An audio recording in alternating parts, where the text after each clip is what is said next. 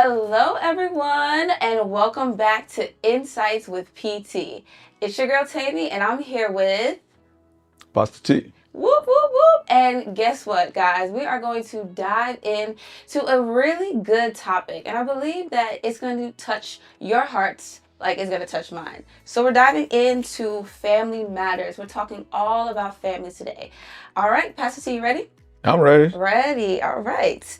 So I do know that you're a father as well. You've also become a grandfather. So obviously you have more advice to give to me, possibly like in the near future, I'll become a mother as well by God's grace. But my first question to you is, what are your thoughts on raising godly children? The Bible enjoins us that we should train up our children in the way, that they should go, that when they grow old, that they will not depart from it.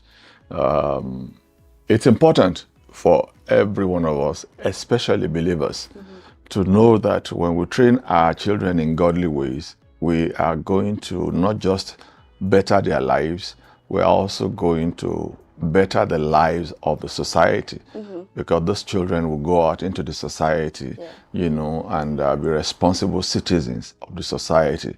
So, and it's important that as parents, we lay a good foundation. And as parents, we also show them the way, not just to say it, but also to act it. Because children from whatever age, they absorb what they see, So we teach not only by saying, we also teach by acting or by doing. Doing is a better word, do you understand? So that they can know that we are not just saying these things, we're also doers of the word. So it's important that we raise our children in the godly way. And then, you speak about the word and everything like that. So my next question would be, is the importance of praying as a family as well. So could you talk just a little bit about that as well? Prayer is very important. Many families have different, ways, of ensuring that they pray. Some families have what I call family altars, where they come together early in the morning and they pray. Mine used to be like that, especially when I was with my grandmother. We used to wake up like 5 a.m. and then we had to go to church, and church then was, a CAC church. And we walk there and I was always asleep and, on my way there, and we go there for 1 hour prayer and then we'll come back again before I now go to school. I never really liked it because it was more of a punishment for me. Really? Because I felt I didn't have enough sleep. You understand?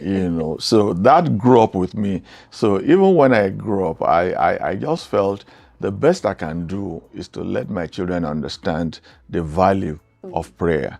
They understand, and I'll leave them, to form their own prayer habits and patterns. So whichever one works for you, honestly, is what you should pick. Even for me, people have said you and your spouse should pray. There have been many times that I've prayed with my wife, but it's not always. And the difference, the reason for me is that our style of prayer is not my style of prayer. So I don't want to get frustrated in prayer. You understand?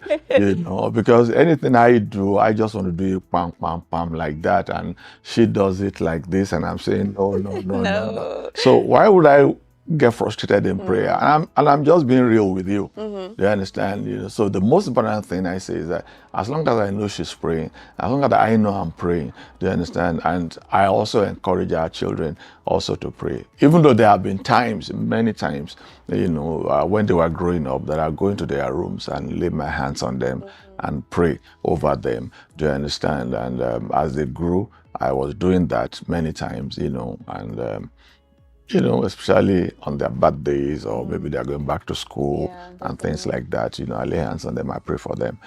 So prayer is important in every family. Jesus said that men ought to pray always and not to faint. The absence of prayer in homes today is causing many to faint. Do you understand? Nothing happens to us physically without it being set loose spiritually. Right. Do you understand? So, and it is through prayer that will bring the promises of God, come to pass in our lives here on earth. So if God is saying something to you, or He has said something to you, and you're out there, and you are not seeing anything, it's time for you to be able to begin to pray. Paul said it to Timothy, that by the prophecies that have been said concerning you and the laying of hands, that you should wage a good warfare, do you understand, to make those prophecies to come to pass. Yeah. So prayer is Very an essential thing. Yeah, I'm glad you touched on that as well, because I remember, like you said, your grandmother used to wake you up at 5, 6 a.m. I remember when I was younger, my dad, mom, they always used to wake us up at 6 a.m. But I didn't realize how important it would be as a, young adult to wake up at 6 a.m. and again to start my day with prayer as well. So it's really good that you touched on that. It has been a lovely session, with our lovely Pastor T right here.